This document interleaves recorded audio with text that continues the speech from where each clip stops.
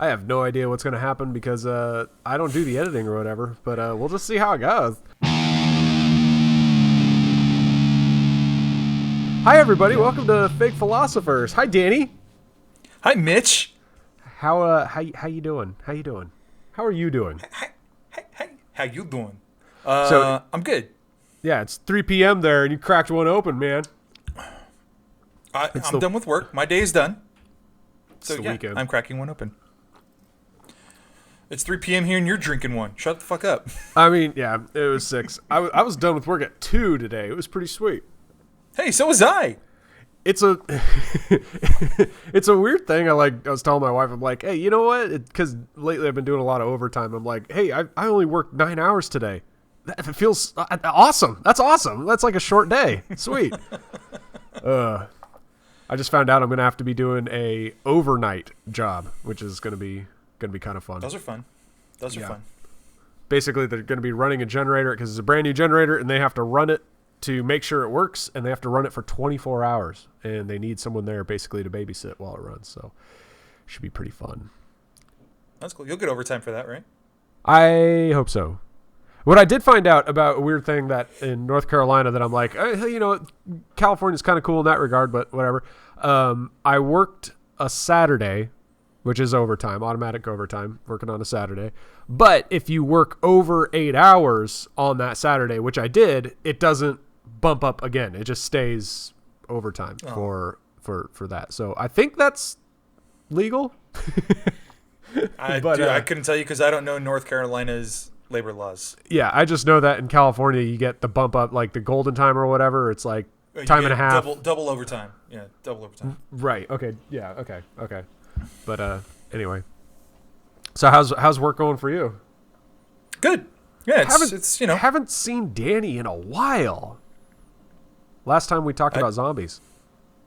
We did. Yeah, and I think that was the last time I was actually on the pod. So yeah. Bro, like, yeah, it's the pod. I got to get with it, man. I've been out of it. Yeah.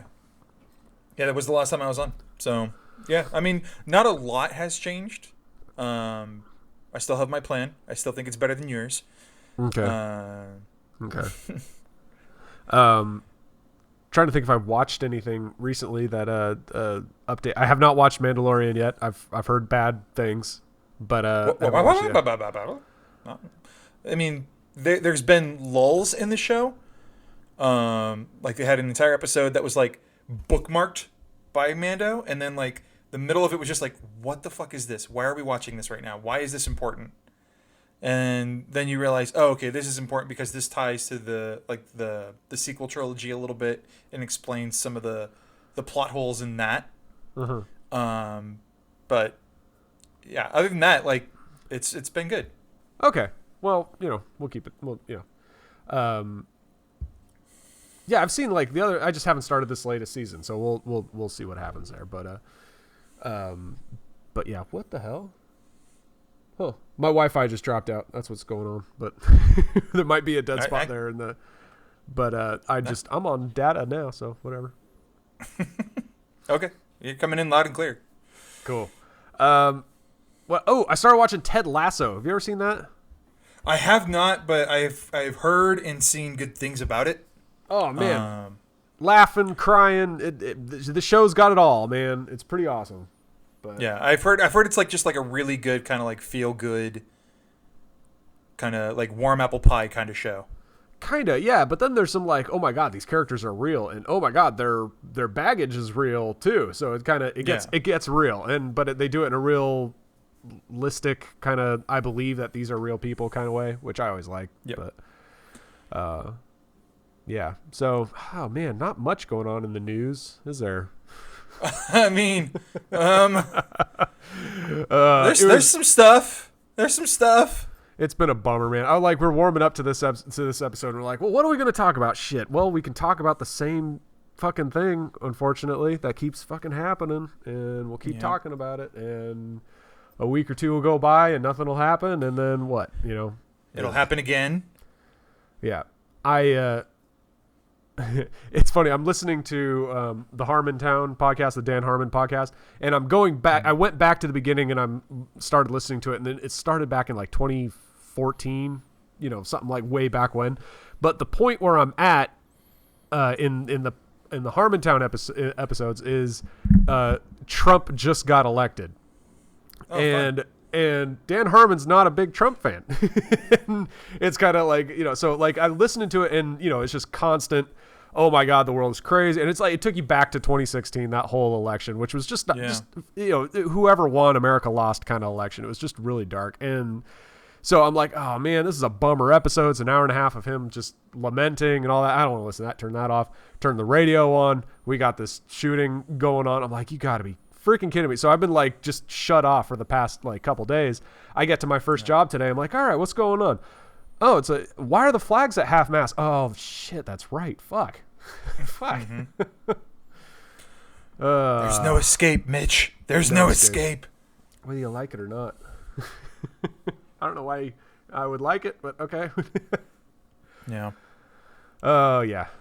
So I mean, we can get into it if you want. I mean, I don't know. Like we had the same kind of discussion about a month ago. I mean, yeah. And what pisses me off is like, nothing's gonna change. Like we're gonna keep having these discussions, and ultimately nothing is gonna happen, and nothing's gonna change, and it's gonna keep happening. Yeah. And same old talk, and it's like, what's gonna change? Nothing. People are going to get mad. And then what gets me the most lately is, besides that whole children getting killed thing, but what irritates me the most is people who rally about when is something going to happen? The kind of people that are like, they don't offer a realistic solution and they just get mad at the fact that nothing changes without offering a solution. You know what I mean? Like the kind of people that are just like, how long until, how many times until we do something? How many times? Nothing's going to happen. And they get madder and madder at the fact that nothing happens, but there's still no honest talk about what could happen. What could we do? What legit changes can we make? And it's just kind of like, I think both sides are just, they offer the extreme solutions that they think will be the end all. That doesn't happen, so they get pissed off that nothing happens. You know what I mean? Yeah. Well, I mean, what I'm curious is, what is your definition of the extremes? So so my version of the extreme would be like the liberal extreme would be getting rid of all guns. Right. That would be the extreme for me. Right. Whereas the opposite of that would be everybody gets whatever guns they want. Right. So there's the extreme left belief that if we ban all guns, that would be the answer. The genesis of that extreme thinking was we need more regulation on certain types of guns that maybe the average citizen doesn't need to have. Now that's a legit discussion we need to have. And we've had that discussion on this podcast before. And it's like one of those, like, I don't want to get into it because we've talked about it. We've beat that horse dead. And it's like, we've talked about it. No, I don't think a private citizen needs a fully automatic weapon. There's people that disagree with that. And let's have that talk. The extreme right belief is that, everyone needs to be armed, because the genesis of that argument came from, look, we have armed security at our politicians, we have armed security at airports, we have armed security at concerts. Why don't we have more security at our schools? There's a simple fact that the government is failing to protect our kids in this sense. And then the extreme of that came from everybody needs to have guns. Every teacher should be trained and has guns, which is just fucking stupid. And we experimented with that. It was called the West. There was a qualifier for that. The Wild West, because everybody died. You want to know what the Wild West is like? Because everybody had a gun, and there was no law and no regulation. And what happened? People were gunned down in the street for cheating at a card game. You want to know the most realistic depiction of the Wild West? Watch A Million Ways to Die in the West by Seth MacFarlane. It's the most accurate depiction. People got killed by ice, man. No, but yeah. But because no one wants to compromise on all those points, they're like, no, this is the way. And if I even concede that the other party has a good point, that means I've betrayed my whole political alignment. And because they're afraid of that, they don't even want to have the discussion. And they sit down and they scream that the fact that their way isn't getting voted for, and then a week later they say, and nothing changes. Like, nah, come on. So the way I kind of look at this is, there's one kind of lobby that is kind of, butting in here and kind of controlling a certain narrative, and that's the gun lobby. And so, like, the Democrats they don't make money on regulation. All right. Right. Yeah. And you can check me on that. I don't think there's a lobby that, or there's any kind of, financial backing to saying, hey, let's get more weapon regulation out there. However, you do have, a handful, maybe more, conservative lawmakers who do get, paychecks from the gun lobby, or compensated in some way. It might not be a paycheck. It might just be some kind of benefit, whatever. And I think that is a huge driving force. And, and the gun lobby is not a small lobby. It's huge. So, I mean, as far as I know, there's no financial backing to introducing more regulation into purchasing and owning a firearm.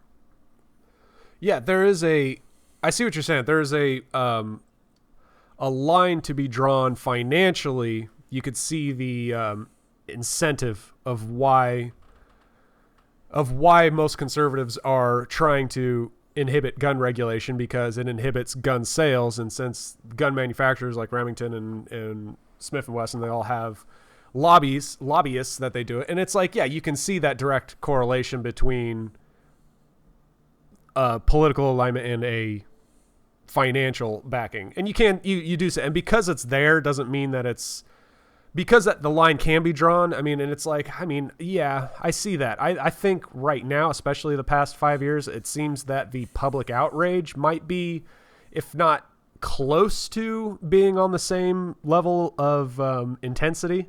I mean, they might not be getting that, because you're right. There is no financial line to be drawn with regulating guns. You don't, like, unless you're looking to reel in the fees from the government. It's like, hey, turn in your gun. Unless you really love bureaucracy. Right, which no, I think a lot of people really do. No, you're true. Yeah, buddy. Yeah, well, but I think there's two, because the financial, I guess I'm saying, because the financial backing isn't on the left side as it is on the conservative, there is another pull, which is the it's not financial pull, but it's a more mentality pull of a better safe than sorry. Our safety is the ultimate goal, and protecting kids is the ultimate goal, which it should be. But it's the argument of, at what, is life really worth this much money? The other side of that is, what are you willing to give up in the name of freedom or in the name of liberty and stuff like that? And in the wake of a tragedy, it's a really stupid argument to make of what liberties are you willing to sacrifice? Because no one really wants to have that discussion, because it's like, if you look at the history of this country, we make all our important, safety laws after some kind of tragedy. We had 9/11, and then what happened right after 9/11? The Patriot Act. We had Pearl Harbor, and what happened after Pearl Harbor? The draft was immediately reinstated, and not that I'm saying, like, hey, that's a good reason to go ahead and get drafted. But, like, it's just, and I'm not a fan of the draft at all. I think, and this is where I'm going to get American. That is an infringement on my pursuit of happiness. So how dare you? Yeah. If I wanted to be a soldier, I would have enlisted. The conscript or mentality. Yeah, we've had that chat before, I think, too. But no, thank you. No. That's not to say that if shit ever hits the fan and somebody comes here looking for a fight, I'm not going to be like, well, no, it's none of my business. No, fuck that. I'm gonna protect what's mine. And that is a reason why I'm in favor of gun regulation and not banning guns. Correct. Yeah. Oh, okay. There it is. Okay. Because you did bring up a great point of in the wake of tragedy, there's usually not even a land, what's the word, ground shaking, reinventing law. Sometimes there are major laws that stem from common sense. Brady's law is the one I've just looked up, and that's the one that mandated James Brady. Yeah, exactly. He's the cop that was with Reagan, right? During that shooting. He's not a cop. He was an aide. Oh, okay. Presidential aide. Shit. The Brady bill. Yeah. The simple stem from common sense, and people lost their shit about it at the time. Was waiting 2 weeks before you can buy a gun. We could buy a gun, and then you have to wait 2 weeks. Is the cooling off period kind of thing. And you look at the stats since when Brady's law went into effect in like 94, 95 or something like that. So like 10 years after the fact that Reagan got shot, but 10 years. You look at the history of gun violence from the moment that the Brady law took effect. It almost halved in like the next 2 years. It was a huge law, and it made a huge difference, and it was really good. It's really good, and any common sense person should agree with that. So when you have in the wake of these tragedies, these school shooting tragedies, you don't see too many laws like that. Any common sense, like, hey, how about this? Hey, how about that? So it makes me ask the question, what law could have prevented this? What law should we enact that could have prevented this? The person, I don't know what to call them, the culprit, the perpetrator, whatever you want to call him, did have a doctor's order for mental health, and was documented as a mental health risk. And if we had a law that said, hey, nobody with that kind of stamp on their file can buy a firearm, that could have stopped it. Yeah. It could have stopped her from buying one, whether or not they already had them or not. Yeah. See, that to me is like, okay, yeah, I thought, why don't we have that? That should be a thing. That every one of these have been mental health issues, and almost all of them, except for the one in Uvalde, Texas that I know of, was actually flagged and under investigation, and kind of looking at it, it's like, yeah, why didn't they have that? Why did, and then you get into the hairy part of okay, when someone is flagged and someone is being investigated, does that warrant the police coming and searching your house and taking your guns?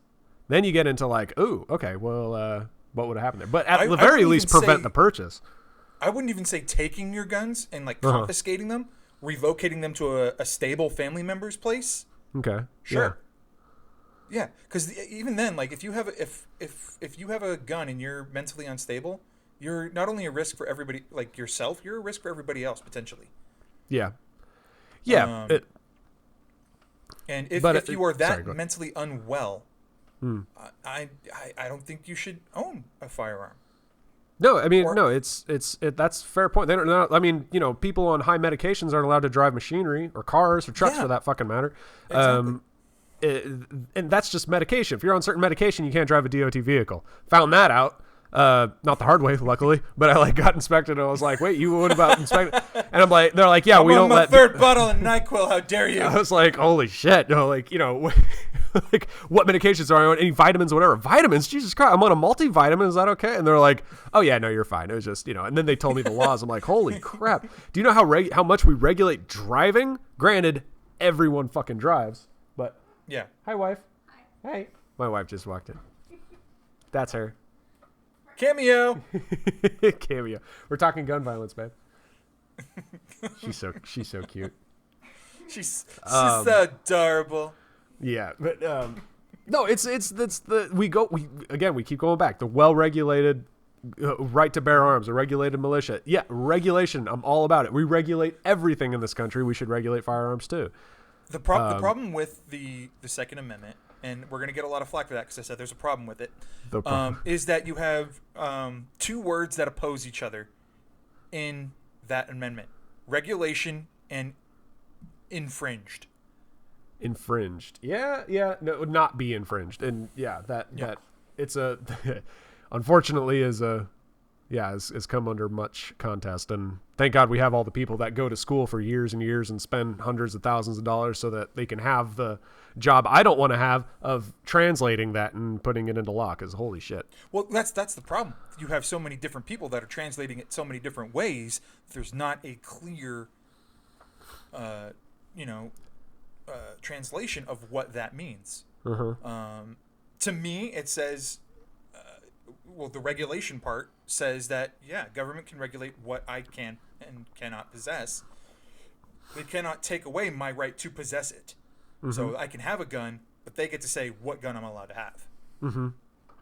Yeah, that makes sense.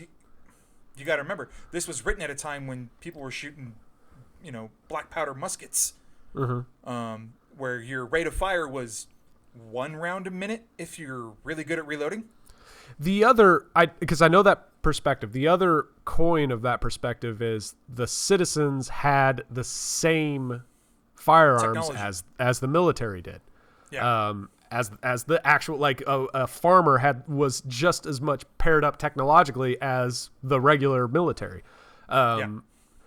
So I do hear it's like, it was written in the time of black muskets and shit like that, but appreciate their perspective. It was this was at a time when they're like, hey, the citizens should be as armed as our military. And we do not have that mentality today, nor should we. Because everybody could potentially own an F-22 Raptor if they had, $4 billion to get one. I had a friend who was in the military, and he was talking about the Navy, and he said, if one of our ships went rogue, it would be like the 5th largest military in the world, or something like the nuclear military in the world. And it's like, holy shit. Okay, well. So, So, anyway.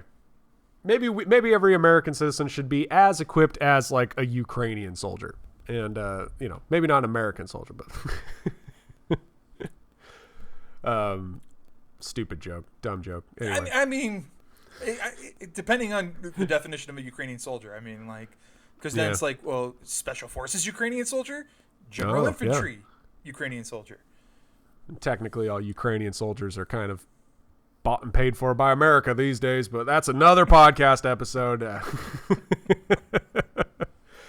Back to the subject at hand. Okay, mental health. I ask the question: what law could have prevented this thing from happening? And I asked it of the Uvalde, Texas shooting, and it was like, hey, maybe if the cops rushed in when they got there, that could have helped some shit. Maybe if this guy, because that was a crazy fucking thing, because the guy was crazy. He got flagged a few times. He went and bought a gun 2 weeks later. He did the shoot or something. Like, it was something like crazy right away. And it's like, okay, there's a law that could have helped. Let's get that law into place. But and and like, how do I phrase this? Like, I'm not opposed to regulation. Regulate the hell out of me. Make sure that me and everybody else around me is safe. Just don't take my gun, and that's fine. And I don't think there's a whole lot of people, especially liberals in Congress, that want to take away your guns, because they know the minute you do, first of all, it's unenforceable. There's no way you can enforce it. There's absolutely no way.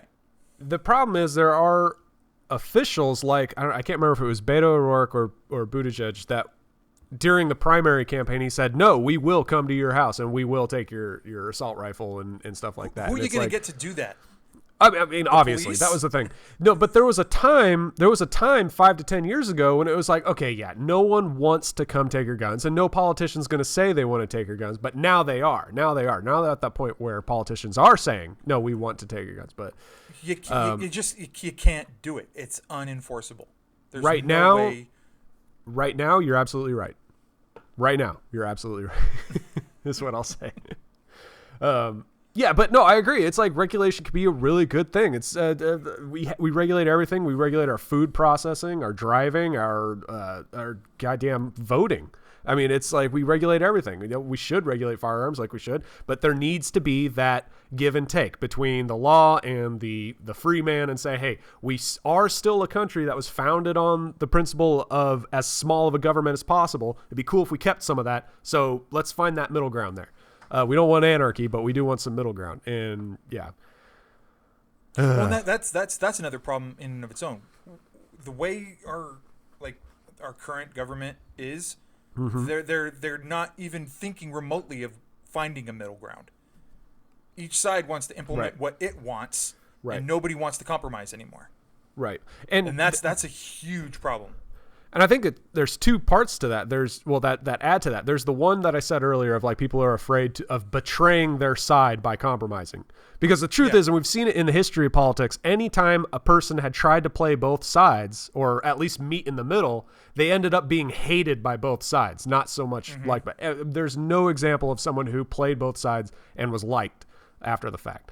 So there's that. There's also, too, it's much harder to think of a middle ground solution because the black or white, one or the other, ban all guns or arm everybody is easier to just imagine. And since it's unrealistic, you can just bet all your chips down on that and say nothing's going to change unless we do that. It was the same goddamn thing during the COVID shutdown. It's like, hey, if everybody stays home and masks up for 2 weeks, completely 100%, we'll fix this. And everyone's like, okay, well, not everyone's going to do that. Not everyone's going to do that. Well, I can't think of anything else unless everyone does it, so we're out. It's that kind of like, okay, you can think of these extreme solutions, but they're unrealistic. So offer something in the middle. Yeah, people seem to forget that, society only moves as fast as its slowest person. Traffic. And not only that, it's just like, this is the reason why we have "Don't drink Tide" on the bottle of Tide. It's like, why do they need a warning? Because they're fucking idiots out there, son. And because people eat Tide, come to find out. Because people eat Tide, knowing they shouldn't, and they're just like, I wonder what would happen. They should never done that. They should just never put that label on there. It only takes one person to fuck it up for the rest of us. Let it happen, man. Yeah, there's I saw a comparison of a car manual. We'll say it was a Chrysler car manual back in the 60s that showed you how to adjust the valves on your engine, like a picture by picture, how to adjust the valves on your engine. Today's manual says don't drink the battery acid because it's poisonous, and it's like, God dang, we have changed, man. Yeah, and it's just I don't know if we're dumber or if we're just we are we're making laws because we're like catching up to the wave of dumb that has always existed. I was thinking about this earlier. I'm like, I don't think there's ever been a generation that's smarter, as in informed, as we have today. Because people have answers in their pockets to everything. They can find the answers to anything right away. They are that informed. That's a double-edged sword.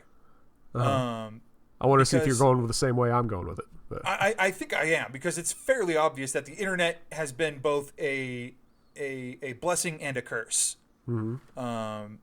And I've had this kind of thought experiment with my brother, who is of your mindset. Has the internet done more good or bad in its existence? At one point, it's like, we have the whole wealth of human information at our literal fingertips now. All right. And not just info, but input. You get cross-section of opinions, cultures, everything. Yeah. It's not just information. It's also, it's input, it's opinion, it's emotion, it's in a lot of cases misinformation or disinformation. Before the internet, I'm just interjecting, not to cut you off, but to interject, it's like, which we had before the internet. It was just your crazy uncle at the Christmas party that would tell you the horse shit, and you were a kid and you just believed it. Same kind of thing. Yeah. Now it's just on a global scale. Now it's on a global scale, and now we have people whom we trust or who we put our trust in, and we're hoping that they do the right thing, tell us the truth. But as we've seen play out, like, money will make you say anything. And this goes to both Democrats and Republicans. And I've had to like just look at a Democrat and be like, fuck you, dude. That's bullshit. I like, in the same light of like, here I go to betray my politics, is I was listening to, was it Glenn Beck or Hannity? No, it was Glenn Beck. The only fucking like radio talk show that was like in reception at the place I was at was Glenn Beck's show. I'm like, God damn it. All right, well, it's something. And he was interviewing Bill O'Reilly. I was like, God damn. It was just like the best, man. the Just best of the double down best. on the bullshit. I was like, granted, they come from a political side that I align with, but even for me, these guys were out there, man.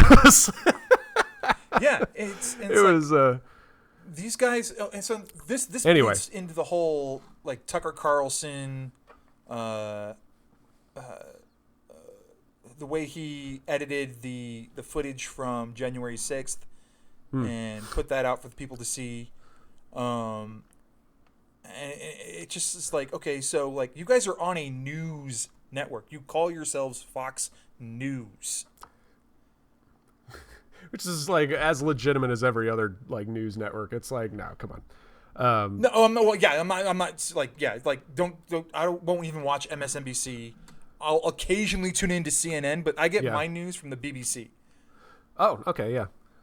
I mean, side note about Fox, at least they're finally playing on the same playing field as the other ones and just making up shit and re-editing things, and now everyone's just playing on the same level. I'm like, yeah, fine. So now everybody's just full of shit. And now everyone's full of shit. For so long, Fox is like, Fox is going to be like, we're going to stick to our, we're higher class. Meanwhile, all the other ones like, we edited it.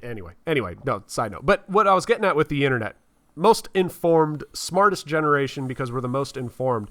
But what we lost in that, in my theory, is before we had the internet, we had these things called encyclopedias and dictionaries. If you didn't know how to spell a word, you didn't say it into the speak text. You had to look it up in the dictionary, which is a bitch if you don't know how to spell the word. And I always yelled at my mom about this. She's like, how do you spell this? Look it up in the dictionary. Bitch, I don't know how to spell it. How am I going to look it up in the dictionary if I don't know how to spell it? So we couldn't just look things up on our phone. We had to figure out how to find out. Not just figure out on our own. We had to figure out how to figure it out. Like how to look it up in the encyclopedia, how to look it up we had to go to the thing called the library and find a book that, it's so from that blossomed a lot of critical thinking. And so we might not have been as informed, but we were definitely more, Americans in general. Yeah. We were more capable. We were more equipped. That is a good word. To figure things out. So yeah, we kind of. I think. No, that was it. Okay, I think you hit the nail on the head when you said critical thinking. Mm-hmm. There is a huge shortage of critical thinking in the world today because nobody has to do it anymore. We have these. We have Chat GPT now. Mm-hmm. And as a teacher, that is the bane of my fucking existence. Chat GPT? What is that? It is an AI. Oh no! You put in a prompt and it will write an essay for you. And one of our students, we just found out, is using it. Wow.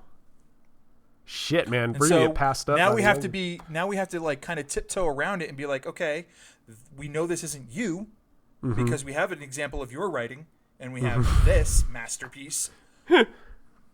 Oh man, I remember when I was in school, the biggest thing was the fact that there was that website that had all of published written word. So if bulk of your essay matched something that was already written, they know that you just copy pasted it. And it was turnitin.com or something like that. Or that's it. That's it. Yeah. So you compare, and I remember thinking, oh, this is it. We've peaked. Technology has peaked. That's that check for plagiarism, which again, big problem. Right. ChatGPT doesn't plagiarize. Completely original. Interesting. Completely original. That's the power of the AI. Can you believe I just used that word? We just used that word. Something original. An AI created something original. An AI created. Something we created has created. Yeah. But we are fucked. We are fucked. Mm-hmm. Well, this goes into a brand new news story that just came out like in the last couple days. Trump's indictment? No, that still hasn't happened. No, it's coming. Just happened. It's coming. No. Grand jury just voted for it that he is going to be indicted. He is? As of about an hour ago, yeah. Oh wow. Okay. Do they know when? I don't know, man. They're trying to get him for something he did 10 years ago that they only noticed 7 years ago, and I don't know. But it's fucking dope. Anyway, No, AI creating. Sorry, go ahead. Yeah. So a bunch of like big tech guys, including Elon Musk, a bunch of other guys too, have been like talking to these, or like had like this conference in which they talked about AI, and their general consensus was, can you guys like slow down for like 6 months or stop for 6 months so that we can like catch up? Because right now it's Skynet, and that's scary. Yeah. Because the thing about AI is that not only does it create, it learns. And like right now we're having an AI come up with original ideas and thoughts. How long before it realizes, oh, the human race is an enemy? I need to learn how to hack into a military database and access nuclear codes, and now the end of the world. Like, which it can do before we even realize there's a problem. It's kind of, There's this great, I mean, we are quoting Terminator as part of our intellectual discussion, but there's a line in it where Kyle Reese says, but go on. Kyle Reese says, it decided our fate in a millisecond. And it's like done. And I'm like, that's it. That's, oh my God. But, and I will say all an AI has to do is look at Twitter and it'd be like, yeah, we can get rid of humans. Yeah, this is dumb. Yeah. But they're robots. Just pour water on them. But, but back to the critical thinking kind of thing. It's something that I kind of realized about, growing up, they try to teach you primitive camping, how to start a fire, how to do it. And I'm bringing it back to my hobbies, of camping and liking the survivalist kind of thing. And I realized for the longest time, I was like, I gotta learn how to make fire with sticks. I'm going to make food with squirrels. I'm going to make water with rain, or however people do it. I'm going to figure out all these things to do because when the end of the world happens, I'll be ready. And that was my thinking forever, but now I'm kind of realizing a healthier way I could have gone about that is, here's this hobby of figuring out how to solve a problem using rudimentary tools and all that, rather than preparing for this fake end of the world kind of scenario. You're training your mind to be resourceful, use things to reach an end using other things rather than just a lighter. Okay, well, what is a lighter in of itself? It's heat, it's a spark. Let's see if we can make that, without a lighter.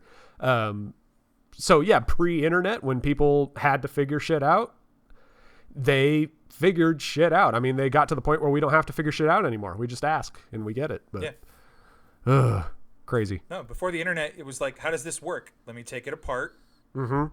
See its individual components. Yeah. Put it back together. Does it still work? Yeah. Good. Now I know how it works. Well, now we can go and find a video where someone has already done that, or a diagram picture of it, and then boom, that's a day saved. So there is a pro to it. It's like, yeah, we're saving a lot of time and we're learning really quickly. The problem is we're not doing anything with that saved time. Right.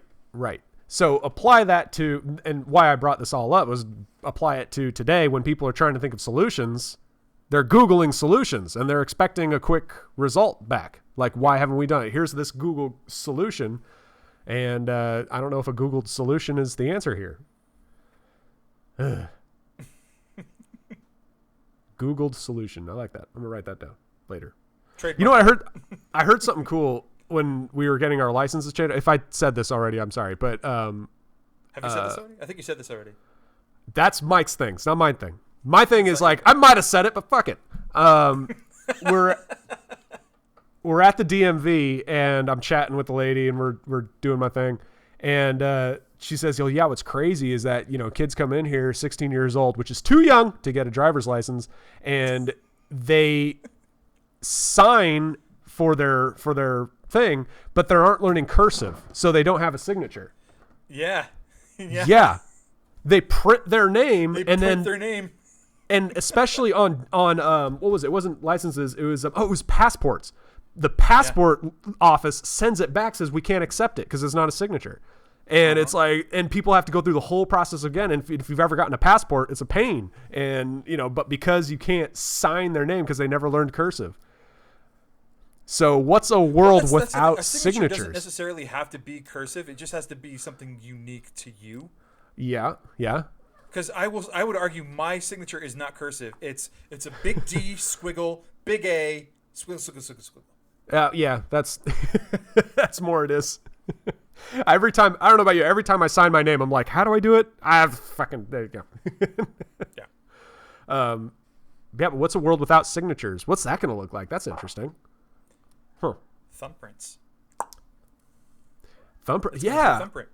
Why not thumbprints? That makes more sense. That seems way easier and harder to forge. But, okay. We solved that one. Not really. All you need is a picture of somebody's thumbprint, and then you could just, 3D print the exact same thing. But all you need is a picture of a good. Oh, you just need a good I think forging a signature would be way easier than faking a thumbprint. But it could be. I don't know. I don't know the science behind what goes into faking a fingerprint. I knew a guy who forged his mom's signature at Los Osos High School once, and so if a high schooler can do it, it's too easy. True. Touche. Then again, how difficult was mom's signature? Not very. Well, not very. It was very simple. God damn. She never learned cursive. It was just printing. Anyway. But yeah, guns, man. Fucked up. They're We've gone full circle now. Okay. Back to. Can you hear my? I don't know if you can. If it's coming. I can see them. They are very active cats. They're going fucking Mine nuts. They got still where I left her this morning, on the bed, in a coma. For those listening, we're talking about my cats, not my wife running around. I can see her. She is very active. I left mine on the bed this morning. She's probably got shit all over her. I don't fucking know. Right where I left her. That's where I expect her to be. No, my cats are going nuts anyway, everybody. It's great. It's like, they've been laying... I hate cats. They've been laying around. They've been lazy all day. And then the minute I start recording, they start going nuts. But whatever. It's the life I've chosen. Hey, maybe I'll have a kid one day. That'll be good. I think you'd be a good dad. I think I'd be a good dad. Yeah. Anna would be a terrible mom. Anna, yeah, my wife would be the worst. She'd be terrible. Just terrible. Just the worst. She's gonna listen to this and be like, "Fuck you, Danny." She's not gonna listen to it. We were out with some friends last weekend, and we were talking about kids, and because they have a couple kids, and we're like, yeah, we're trying, we're gonna try to have a kid and all that.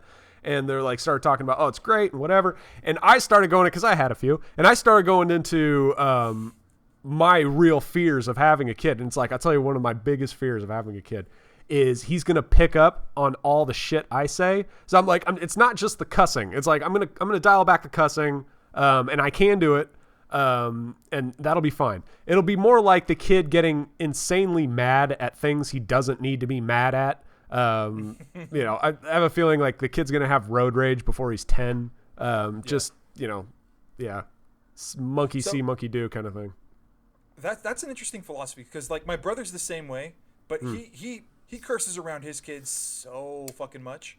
Interesting. And like I'll like say fuck around his kids, and he'll be like, dude, my girls are right there. I'm like, and they've never heard you say it.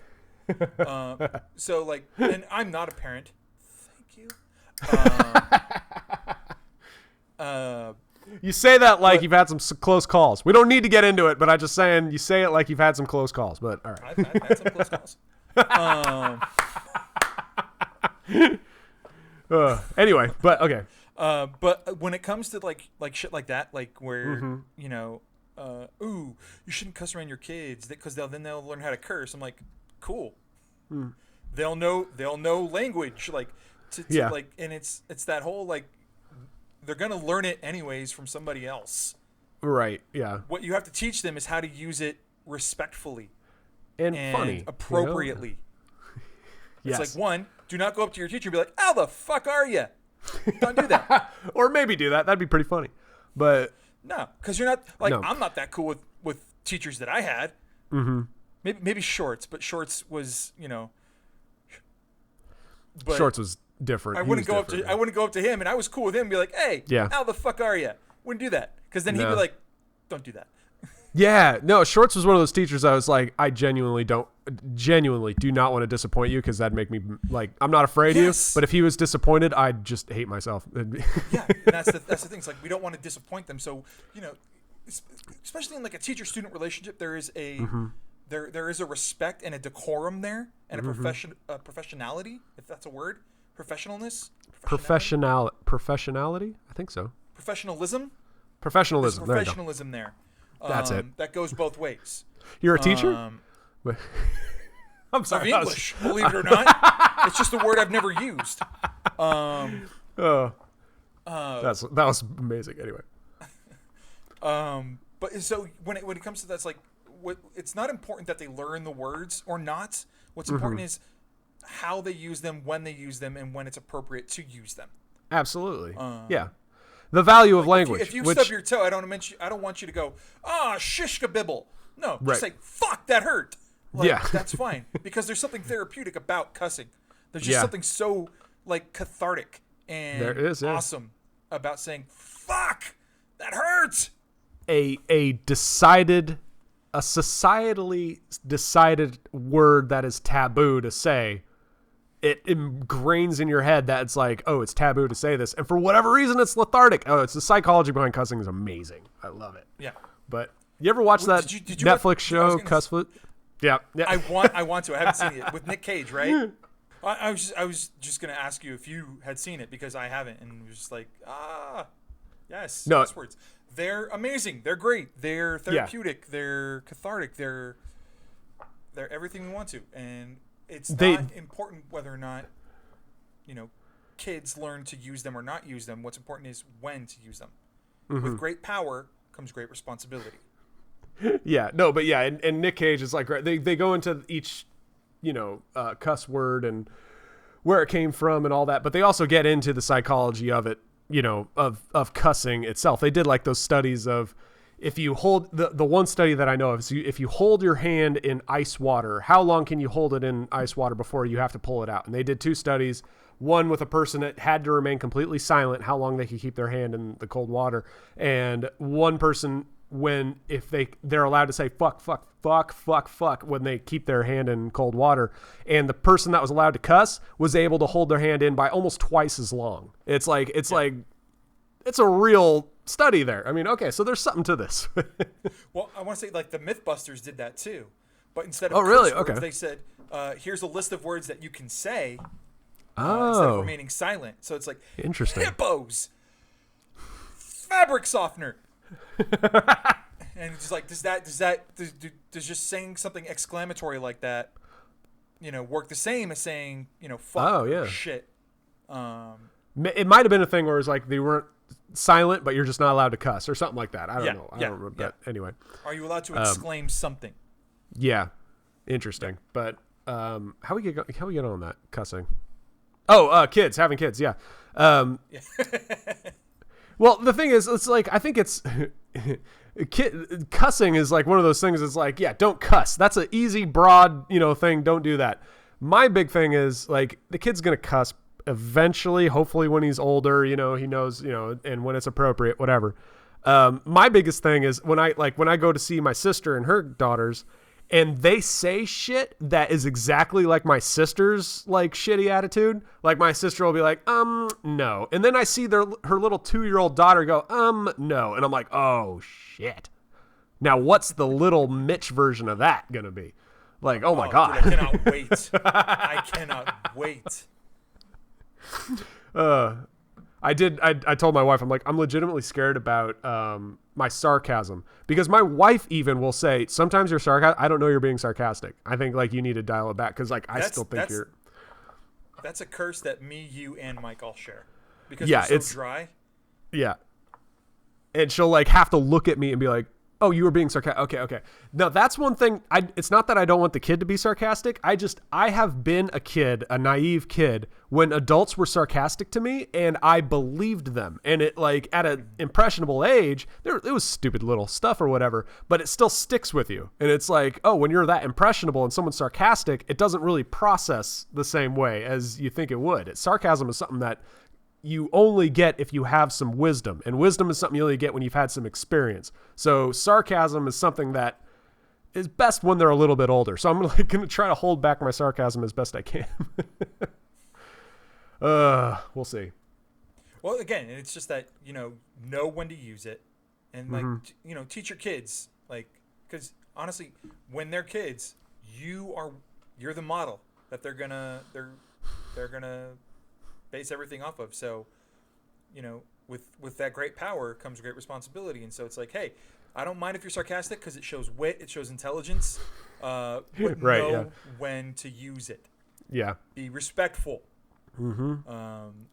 And, don't treat anybody any other way than you want to be treated. If you want to be treated like dog shit, go ahead and treat everybody like dog shit.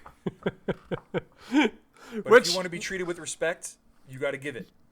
Someday I'd love to have, we can get into it a little bit. I'd love a discussion about that philosophy of treat people how you want to be treated, because it sounds so nice and it assumes that everyone wants to be treated the same. But the problem is I treat people with my sense of humor the way I'd want my sense of humor, and sometimes my sense of humor is a bit bombastic and a little extreme, and some people don't get it. So there are, in my life, I've experienced a lot of times when treat people how you want to be treated is not a good idea. I love meeting up with friends and ribbing, like, hey, what's up, you asshole? You gaining weight? But come to find out a lot of people don't like that. Well, and so, I mean, I would say that's useful in a way, because then it shows you who's worthy of your time and who isn't. Oh, there you go. Yeah. Treat people how you want to be treated. And if they don't like it, filter them out. Filter them out. Filter them the fuck out. And no, okay, you don't get access to my awesome sense of humor.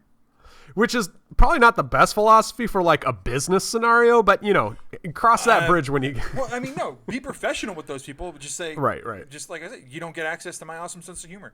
Like, I'm sure you like to laugh, and if you don't, wow. That's your loss, man. That's your loss, man. And yeah, it's I that, like, usually on like a first date, I'm like very reserved, and like I put on a front because huge geek nerd. This can only do so much for me. When I'm letting my freak flag fly. I'd say bullshit, because not first date. It's more like the first year, or like, true. It's like I heard somewhere that someone said, if for the first year of dating, you're not dating them, you're dating their ambassador. And I'm like, that's just the best. I love that. Yeah. So yeah, but at the same time, it says something too. It's like, you know what? I'm not going to let my dirty laundry fly. I'm just going to put my best foot forward. And you know what? I'd expect the same back. I want like a bit of respect there. It's like, I'm not going to just unload all my bad shit on you initially. You got to earn that. That's the price of admission to this carnival. Let's see. Did I write anything else down? I think we're good. I think we're good on time. We've been doing this for cursive probably close to an hour. See, that always happens, especially with Danny. It's like, we'll go in and I'll be like, man, I know there's topical stuff, but I really don't want to talk about that. And other than that, I don't know what we're going to talk about. And then an hour passes, like, holy shit, that flew right by. Holy shit, we had a full-on discussion. Yeah. See? Yeah. Well, I think that's a good place to end it. We'll call it there. You know what? Hey, everybody, thanks for listening, if you've made it this far. Sorry for the technical hiccups that will be edited out.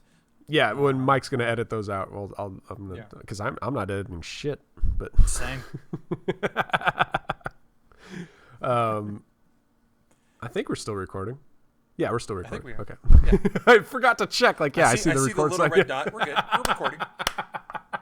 We're gonna be like, hey, Mike, it's just audio this week. Sorry, but no. But hey, thanks for listening. And yeah, the age-old question: what law could have prevented this? What common sense thing can we do? Everyone wants to go to extremes. Come back to it. We're definitely going to come back to it. I mean, we pray that we don't, but it's like statistically, it's kind of like, Yeah. Well, and that's a sad note to end it on. Happy note to end it on. Shit. Happy note. Any happy news? Hey, California is no longer in a drought. Oh my God. Yeah, whatever, man. Like, the minute I leave, you guys get like the best weather I've ever seen. I wouldn't call it the best weather. People, died in the snow. It's my favorite weather. My dad's telling me, he's like, because he's been up in the Sierras, like trying to work, and everything's closed down because of the snow. And but did they say they're no longer in a drought, or is that what? Oh yeah. So I mean, I want to say like before the rains, we were like I want to say high 80s, low 90s for percentage of the state that is in drought conditions. Wow. Okay. And after the rains, all the way down to like 9%. Woo! Well, that's good. That's good. Yeah. And I'm glad that the Californians have learned from the years of drought prior, and now they're like they have the infrastructure in place where they can prevent another drought. Now that they have all that water, they're going to be able to save it. I'm sure there's like some more reservoirs built, some better dams built, some better. No. Why? Well, okay. Well, maybe this rain will just keep happening. Maybe this rain will happen every year. No, I'm sure there's some public works projects, coming down the pipeline. At desalination, at least, right? I mean, Israel is a whole country in the desert, but why aren't we doing that? We have a whole fucking coastline. You know why? I do know why, because it was literally made the news. Why? No. It's the goddamn fucking environmentalists.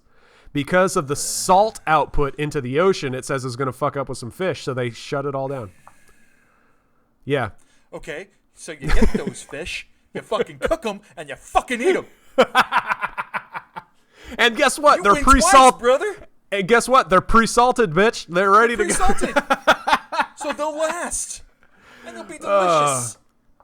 That was the one. Yeah, I remember that was like the last month I was in California. A bill was proposed about building a desalination plant, and it was shut down because they found that the environmental impact would be existing, so they shut it down.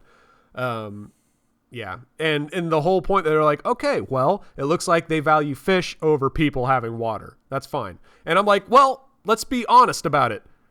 Environmentalists don't want people here. They think there are too many people. Exactly. That is their whole argument. Yes, let's have an honest conversation here. Anyway, California, we keep praying for you. Thank you, North Carolina. We're doing great over here. All right. Well, we'll call it there. Hey, thanks for listening, everybody. Have a good week, and we'll see you next time.